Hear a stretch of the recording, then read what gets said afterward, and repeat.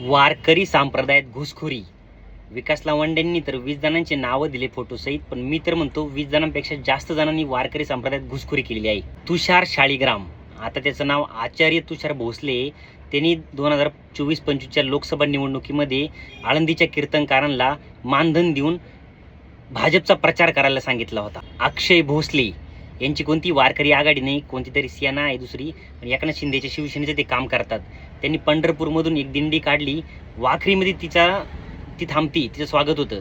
त्यांनी त्या एका दिंडीच्या जागेवर 43 खोट्या दिंड्या दाखवल्या आणि शासनाचं अनुदान लाटलं. समाज कल्याण विभागाने याची नोंद घ्यायला हवी. किशोर शिवणीकर, लातूरमध्ये एक मोठा सप्ताह भरवला, करोडो रुपयाची वर्गणी गोळा केली आणि हिशोब न देताच बंदुकीचा धाक दाखवून पळून गेला. आता बंदूक दाखवतो.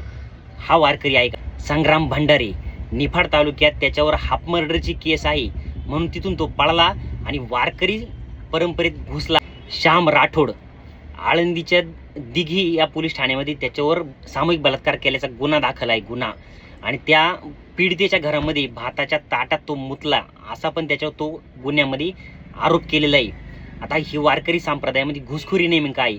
असा वारकरी संप्रदाय असू शकतो का? हा महाराष्ट्राने विचार करायला हवा.